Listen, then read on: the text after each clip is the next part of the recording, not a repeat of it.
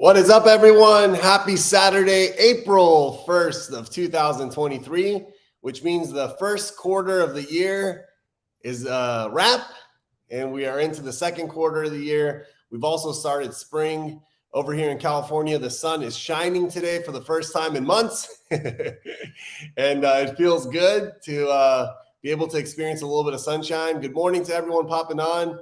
Jim, always a pleasure, sir. And everyone else that's going to come on right now and say hi to this wonderful, beautiful community. Let me just do a little introduction while we have people trickling in and tell you what these groups are about and what today is going to be about, and we go from there. So my name is Param.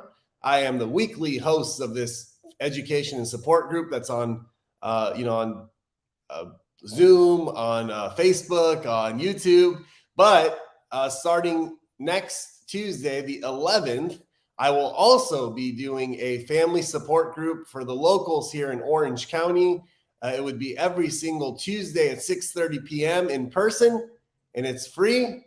It's for all.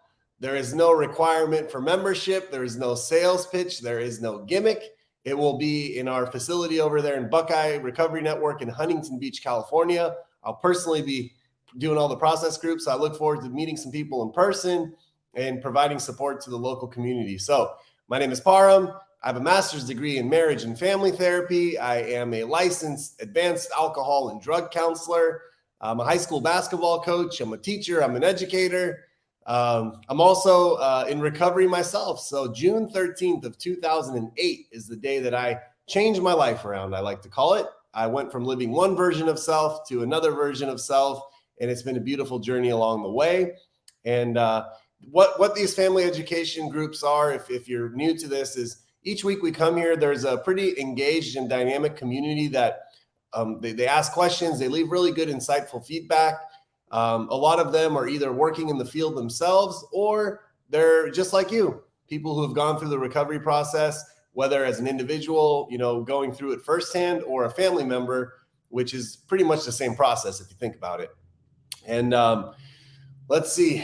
So we talk about various things. We talk about mental health, mental illness. We talk about anxiety, depression. We talk about trauma. We talk about a little bit of everything. So, and there was a group member that's probably going to pop on that requested I do a talk. It's not today's talk, but for next week, I'm going to be doing a talk on how to communicate with your loved ones when they're going through the recovery process, because there's some barriers and some challenges when it comes to communication.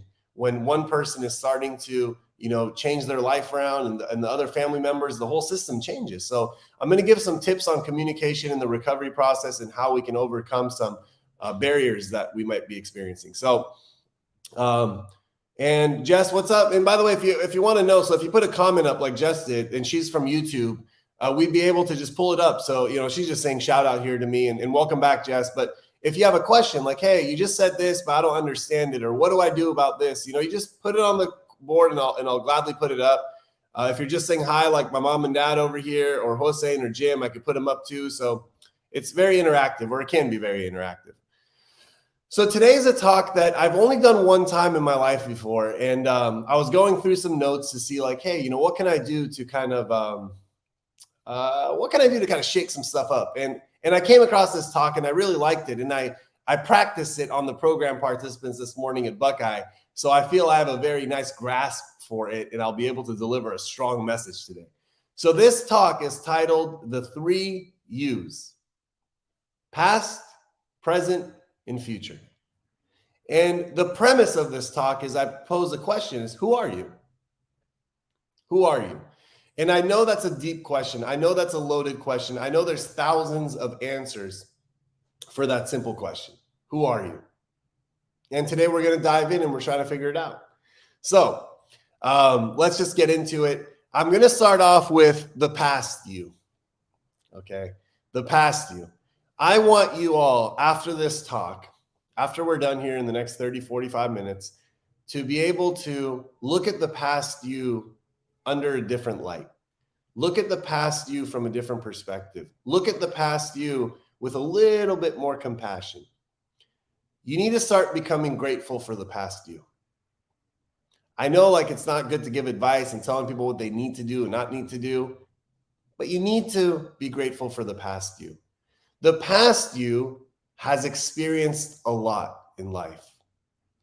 The past you has experienced this thing called loss. Maybe someone in your life passed away.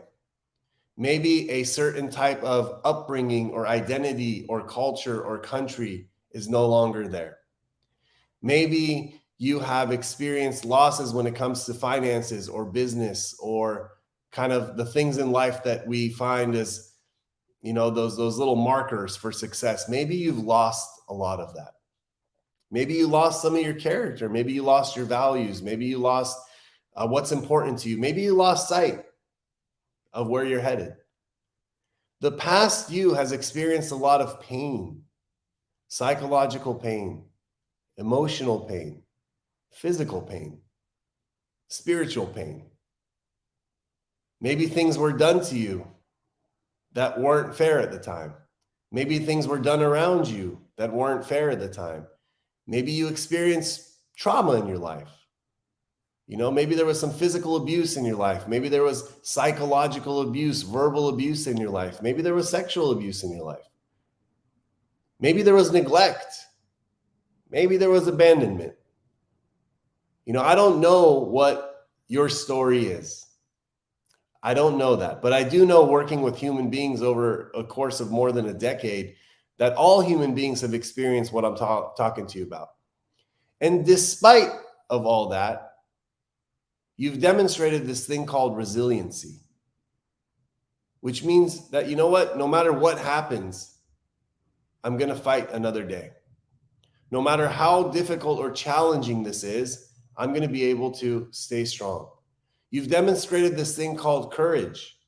You've taken a lot of actions despite of fear in your life. You've experienced this thing called perseverance.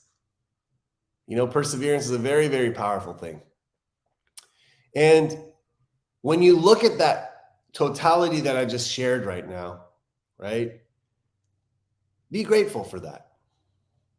Be grateful for that, because I know that the opposite of it is true with a lot of people, whether they're going through the addiction process or their loved one is. They start looking at their past with this disdain when they're first getting started, with this disdain and with this kind of like a negative connotation. Is like, why was I so stupid? How did I do that? Why did I do that? What was I thinking? They look at their past like they're looking at some type of an enemy, or some person that's weak, or some person that's stupid, or some person that knows better but doesn't do it. That's how they look at it. That's the vantage. That's the perspective that they have. But I'll give you a little challenge right here. If I shared with you that some person that experienced loss of parents at a young age, or someone in their family got really sick and it changed the whole course of their upbringing. If I told you that somebody experienced some type of physical abuse or sexual abuse at a time in their life where their world was supposed to keep them safe. If I told you that somebody had to leave their country, had to immigrate because there's wars and catastrophes and poverty and dictatorship. If I told you that somebody came to this country and was able to do X, Y, and Z and started up for themselves and then lost it all, but they're building up again. What would you say about that person? You would say that's a strong human being. That's a resilient human being. That's a human being that's demonstrated perseverance. Yet when it comes to our own lives, we don't offer that same level of dignity and grace to ourselves. We treat our past self oftentimes like a foe or an enemy. And what's available in the recovery process is what Jim just wrote right here. And for those of you who don't know, Jim's a high-level counselor here. He's been working with me for the past 7 years. And he's been doing a lot more in the community for a decade more than that, like getting close to 20, 21 years, something like that, whatever it is. So Jim is not someone that's new in recovery. So he's able to say, for me, my past person has become my greatest asset for my ongoing transformation into who I am becoming and helping others on the way. He's made friends with his past, good, bad, or indifferent. And that's what's possible for human beings, is what he wrote right there. My greatest asset becomes my past self. And trust me, he's done some things in his past. I'll let him break the confidentiality if he chooses to. He's lived a certain way in his past. He's done certain things in his past. And if he were to identify with that person today, he would not become the man he is today. So I want you to start looking at your past as an asset, as your greatest treasure. But you also need to understand that your past, whatever it is really only a story. Now, you might be telling me, how come you say that's a story? Like, these things happen to me. You can't tell me that's all made up. I never said it's made up. See, there's things that happen to you in your life. I'm not by any stretch of the imagination saying that those things didn't happen or they're not real. That's not what I'm doing here.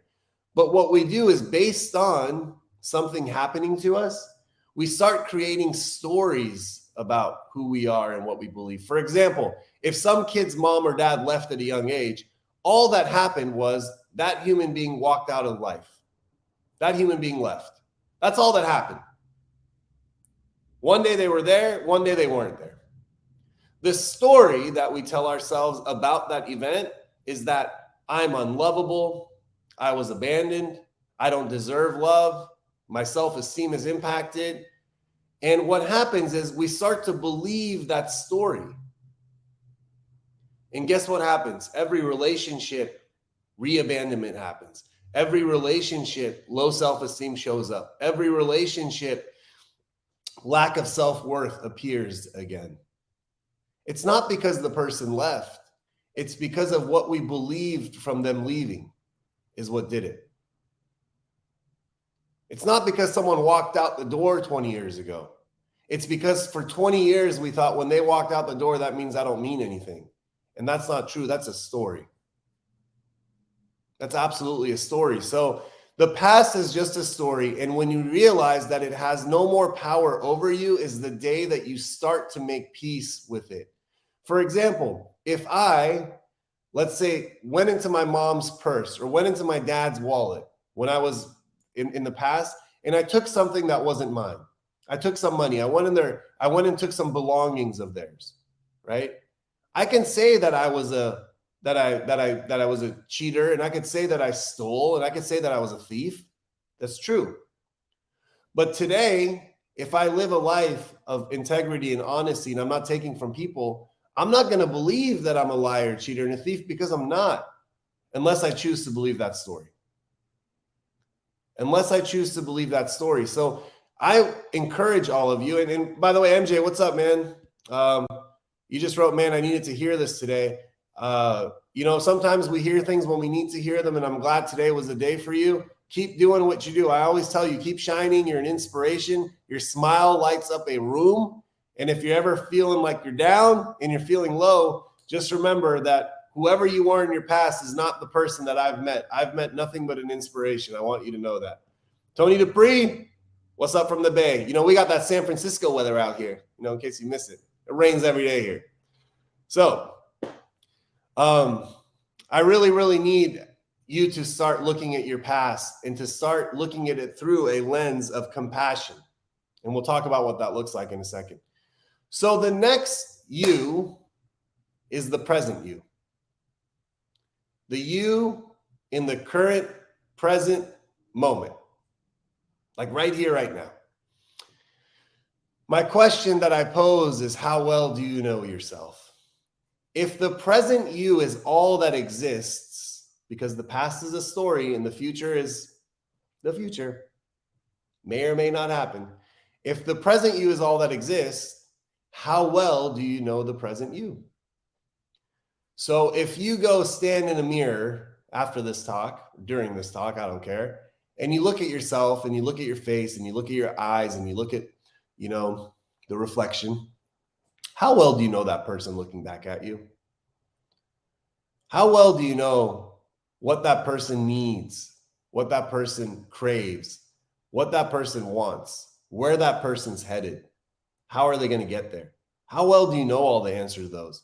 Because if you don't, all you are doing is operating from the past of who you think you are, what you think you are, what you think you deserve based on the past. But you want to go get crystal clear with the reflection.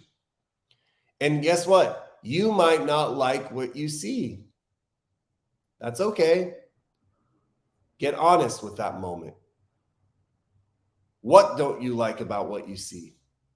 Because guess what? The only way you'll ever change that is in the present moment. The past ain't going to change what you see. The future isn't going to change what you see. It's right now, right here, right now. And by the way, for those of you who are actively engaged in 12-step programs, and it doesn't have to go just through a 12-step program, but I'm sharing with you through a 12-step program, there's these steps. There's 12 of them. They're developed in an order, and they're supposed to be taken in an order for a reason. But between this thing called the 4th step and the 8th step and the 9th step, what happens is you really get clear with your past. Like you make peace with your past. Dare I even say you start to love all parts of you, the good, bad, and indifferent, all your character defects. And it creates a clear channel that when you look in the mirror, you only see yourself in the present. And the present self is really important. So there is a quote by Henry David Thoreau, great writer, that goes something like this. Fools stand on their island of opportunities and look forward to another land. There is no other land. There is no other life but this. So let's break that down. Fools, which I'm not saying you're a fool, but a fool is someone who stands on this island, and this island is just full of opportunities. It's full of possibilities. It's full of hope. It's full of transformation. It's full of life. It's full of love. They're standing right there. And they look across the ocean. They look across to another island saying, that's where it is. That's where it exists. If I was only there, I wouldn't feel the way I feel right now. More simpler way to say this is the grass is greener on the other side. But there is no other land but this present moment you're stepping on. There is no other island. Everything else is an illusion. We're trained to think that over there is better than here. But what if right here is as good as it gets? If I'm present in my present self and I'm able to engage with it. So the question that comes to mind right here that's very important. By the way, if anybody has any questions, feel free to write them. We got Tony's writing some comments here.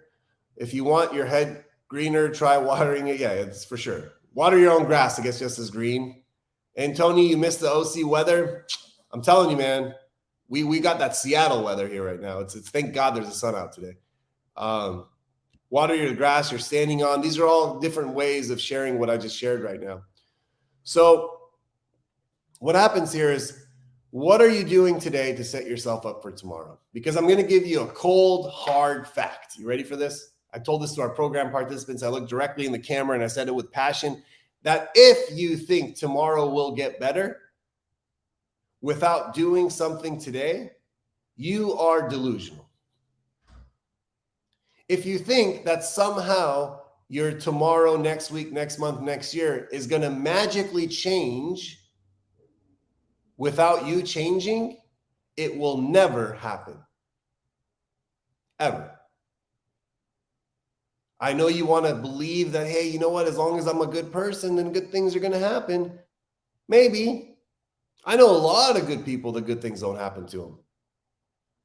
But you know which good people that also double down with saying, I will transform my life and I will make significant changes and I will take action? Those are the ones that have the opportunity to make something different for themselves. So what you're doing today, your present self, is setting you up for your tomorrow success. It's as simple as that. If you are not doing anything today, you will not achieve the life you want tomorrow. And see what we got here. Hossein got a comment. My past became my today's experience, and hopefully I can utilize the knowledge and wisdom at my present, combined with today's experience toward a more solid future. The past is very important because it does have treasures in it. It's got experiences in it. And like I always say, if I continue to repeat what I did in the past, in the present moment, the future will never change. So if anybody repeats something that they know doesn't work again and again and again, wondering how come the outcome continues to remain the same, It has nothing to do besides the fact that they just continued on the same lesson, knowing the same outcome, hoping that it would be different this time. You know how many people waste their future because of this thing called hope? I just hope it's going to get better. I just hope. Hope's such a pretty word. A lot of people they like to use the word hope, but it doesn't really mean anything without action, without learning. Hope is kind of like a wishy-washy kind of thing, So what happens here, now we're getting into the future you. This is kind of where my passion lies. The future you is earned and not given. Only gets created if you create it, or else it's Groundhog's Day. And like I said, the future you depends on what you do in the present moment. So I'm going to give you the key on how to develop this future you. Okay, so maybe think about this and marinate on it and maybe implement it. So it says the key to making healthy decisions is to honor your future self. Honor him or her, treat him or her how you would treat a friend. So I'm going to give you an example. Back in 2008, when I decided to change my life around, I decided to go back to school. Okay. And when I go back to school, I was 25 years old. So, college, the traditional college is like 18 to 22. And then you come out and you take a little job out of college. And then maybe you go to graduate school and blah, blah, blah, blah, blah. I didn't do all that. I was using drugs and alcohol. And I just kind of woke up and I went to school at 25. And at 25, I didn't have the patience, the commitment, the skill set, the discipline to stay in classes, to do my work, I just didn't. It wasn't like something that just naturally came to me. I was lazy and I didn't enjoy that kind of stuff. So one day I grabbed a piece of paper and a pen and I dated it 4 years down the line. So let's just say in August of 2008, I went to school. I wrote a letter for myself from August of 2012. So it said, Dear Parham, August 2012. I wrote this in 2008. And I said, I know you don't want to be sitting inside that class today. I know that you want to leave class. I know that you don't want to do the work. I know that you're working full time and you're trying to get sober. I know that you are having a hard time with where you are in life and you're struggling with the fact that you feel like you're behind. I know that some of these lectures are boring. I know that going to class on some days is overwhelming. But don't walk out of this class today. Don't give up on your goals today. Don't give up on your dreams today. Just continue to show up one more time. Just continue to show up one more time. And I promise you that when it's all said and done, you will have a piece of paper in your hand that will say you are a graduate of a school, and you will feel more proud than you've ever felt before in your life. Don't rob yourself of that opportunity. Don't rob yourself of that journey. Just continue to show up even if you don't want to. And I kid you not, I wrote this with my hand and I put it inside my little binder that I took to school. And it was right there on the front. And I can't tell you how many times I read this when I wanted to give up. But you know what? I honored my future self. 4 years down the line, my future self was telling my present self to not give up. I honored it. I didn't want to let him down 4 years down the line. Because here's the reality. 4 years goes by regardless. 4 years will go by regardless if we're lucky, right? What are you going to get from that experience?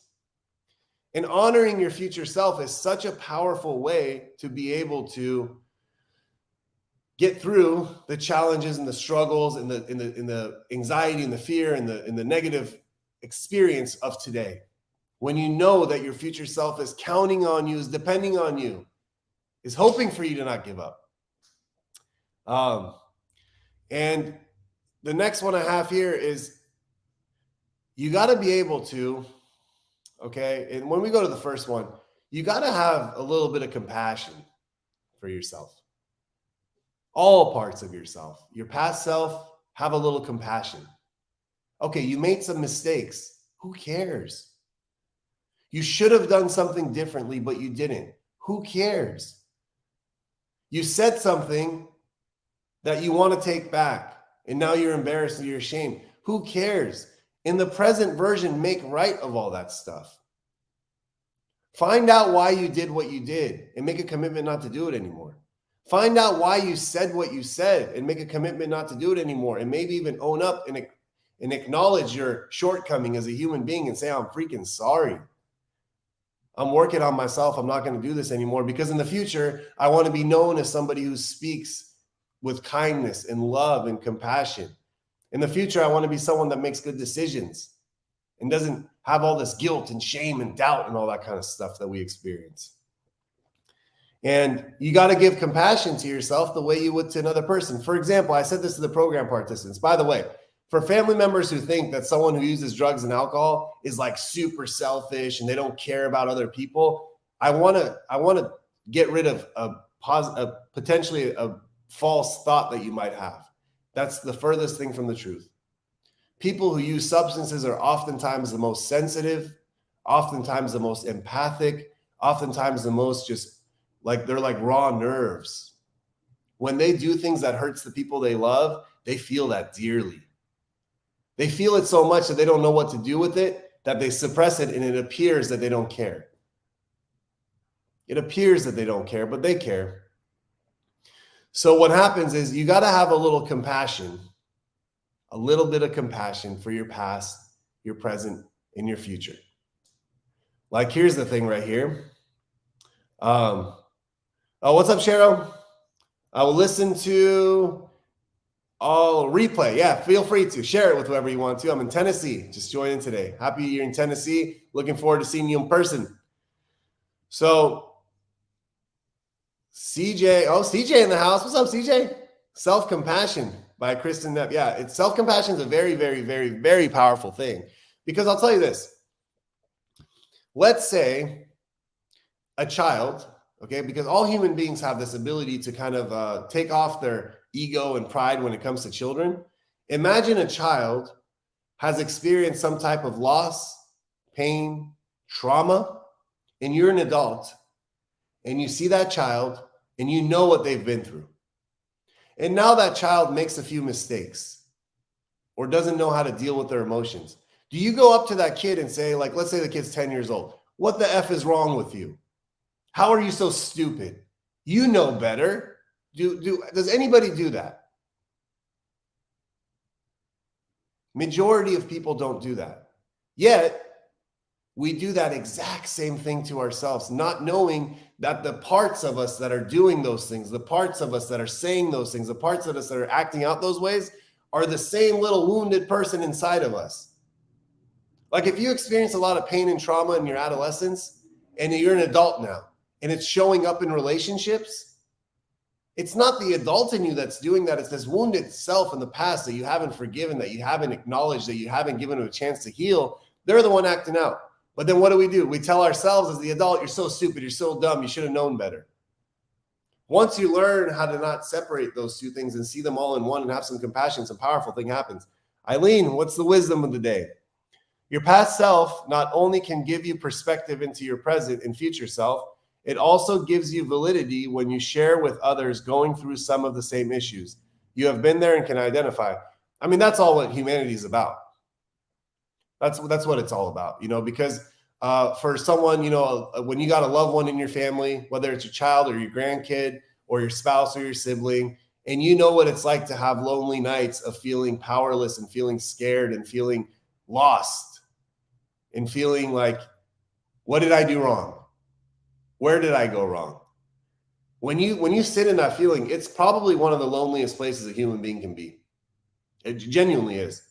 And then all of a sudden, when somebody else says, hey, I identify with you because you just said what I've been feeling for so long. You felt what I am feeling right now. How did you get to the other side? And all of a sudden, watch that past, the pain of experience becomes an asset and a treasure for another human being's journey. And at the end of the day, my friends, passing on this common shared experience and helping other people go from the darkness into the light is what humanity is all about. It ain't about money. It ain't about careers. It ain't about like X, Y, Z, whatever. It ain't about what you got, what you don't got. It's about, can you take your personal experience Give it to someone else and say, you know what? I think this is going to help you out in your life, in your current situation. And that's how we change the world, by the way.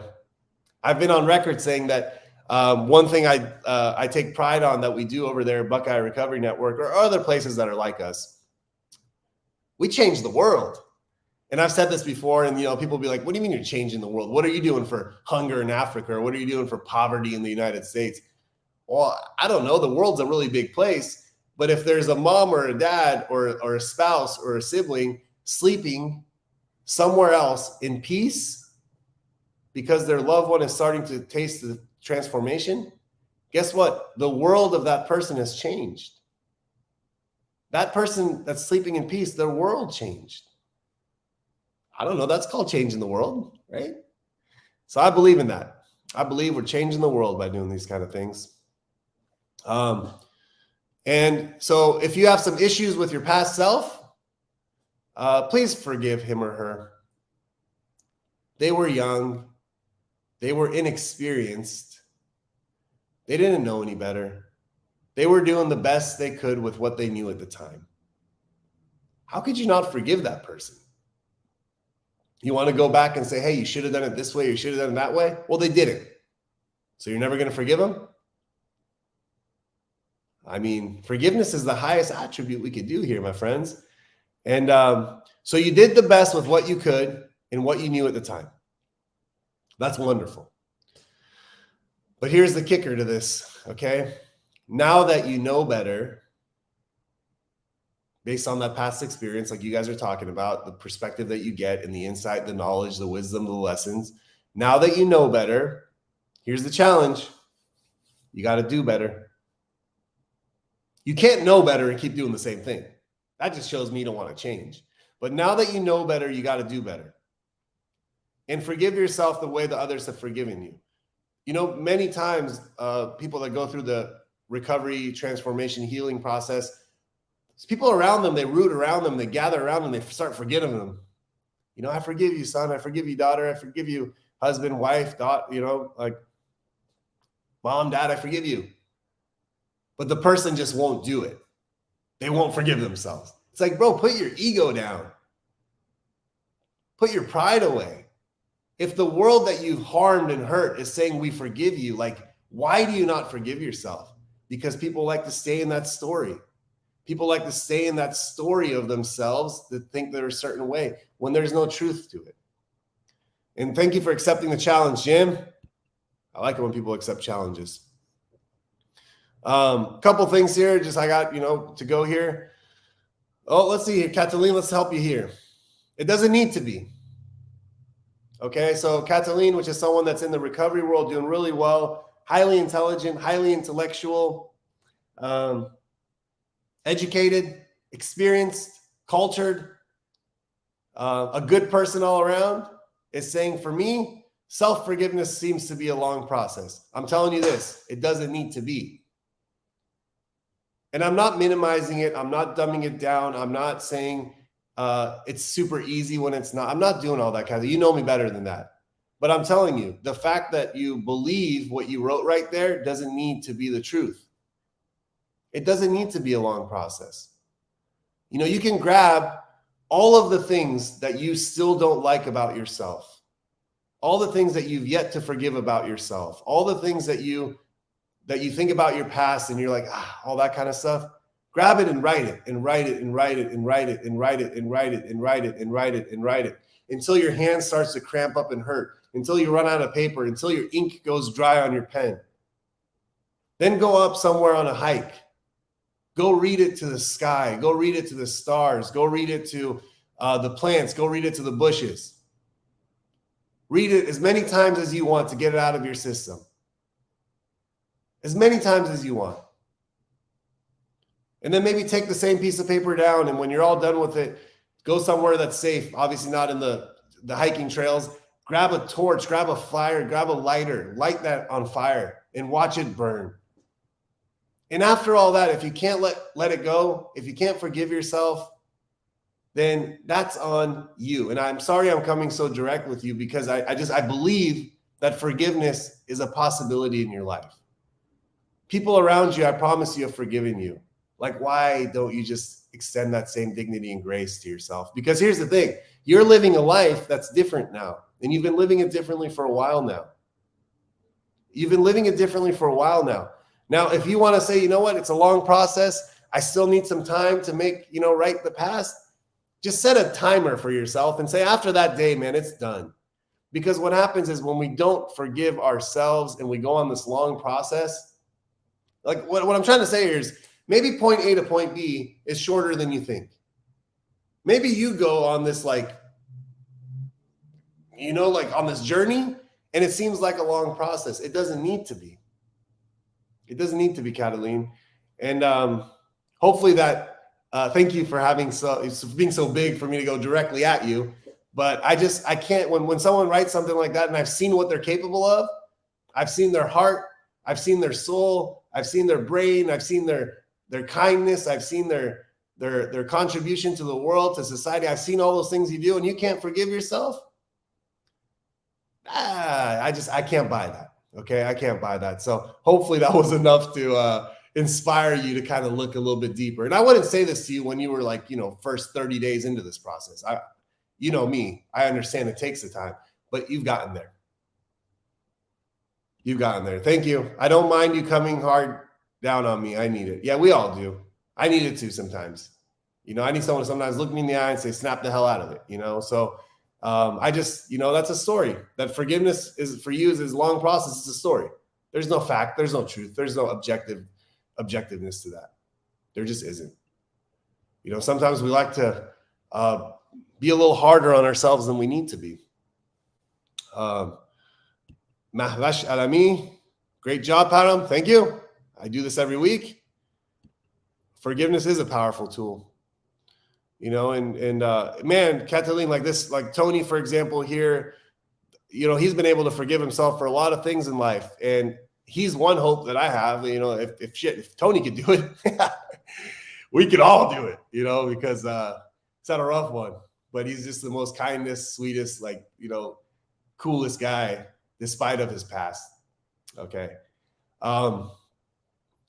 And thanks, Tony. I have to sugarcoat that one, but you know what I mean. So, and in this process of focusing on our past self or present self or future self, make sure that you commit to physical, psychological, emotional self-improvement. I don't know, exercise, eat well, read books, listen to audiobooks, watch YouTube videos of people who are doing what you want to do, right? This is one moment that helps you out, but why not multiply these moments and have more of them? And the last thing I have today is this concept that let's see what we got here. Visual tool. Let's see. A visual tool that I have used for years is keeping a small picture of myself at 2 years old by my bedside table. That's really powerful. And each night I tell her that she is safe, loved, and deserving. My adult self is loving, protective, and nurturing my young self. It is powerful. That is huge, Eileen. It's inner child work. I've actually done some of that too myself.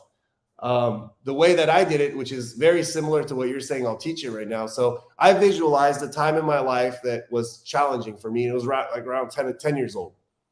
And what I do is, what I did when I was working on this stuff, I actually would imagine the 10-year-old version of me going places with me and doing things with me. So if I was working for 10, 12, 14 hours straight and not eating, not drinking, nothing like that, I would imagine that there's a child with me that's also doing the same. And I would say, man, I would never do this to this kid. Why am I doing this to myself? Or if there were certain places I wanted to go, but I knew it wasn't a good idea, like a good idea to take a little 10-year-old kid to, I'd be like, maybe I shouldn't go there because this kid's going to be scared. This is not good for this kid. So it's exactly what you're talking about. It differentiates self and helps you visualize and identify a younger version of self that, by the way, lives inside of us, that maybe at the time didn't have what it needed, but right now I can reparent that child, which you say the maternal side comes up. So thank you for doing that. That's really, really cool. It is a powerful tool, and I'm glad it helped you. Cheryl, if my grandchildren had been born when I was still drinking, using, my son would not trust me with them. That I have a wonderful relationship with them now has proven to me that he forgives me for his childhood. Absolutely. And I've been able to forgive myself. Of course, I won't ever forget, as I'm sure he won't. you know what? It's okay not to forget that stuff, because sometimes knowing what we can become prevents us from becoming it. But yeah, so I'm glad, you needed someone else to forgive you first before you forgive yourself. But I'm glad that you got there too, Cheryl, because it's a beautiful thing to have that piece of saying, you know what, I'm not going to forget what I did, but I'm going to forgive myself for my behaviors and my actions and the way I showed up. So show up here on Saturdays. That's a good commitment. And so the last thing I had here real quick is make a commitment to have no more 0 days. So what is a 0 day? A 0 day is a day that your present self doesn't make any positive actions towards becoming something in the future. So I don't care if it's just doing one little push-up, one phone call, one bill that you got to handle, doing one step work, making one act of service, doing something nice for someone else, writing one sentence in a journal, one something. I don't know what that one is, but one is better than 0. And make a commitment not to have any more 0 days. Right? Even on your rest days and on your off days, do one thing that's positive, because I believe that these things build and they compound. If you ever look at the miracle of compounding interest, you'll quickly see how things can grow and they can blow up in a positive way. I think doing positive things on a daily basis does the same. So, man, our time is up. I did a good job just rambling for 40 minutes, but you did a better job by participating and adding some robust point of views and conversations to this. If you want to write what your takeaway from today's talk was, just in case anybody watches it later, feel free to write what your takeaway was, and maybe that'll help somebody else out. So I love and appreciate all of you. I will see you back next week for another family education support group. Bye, everyone.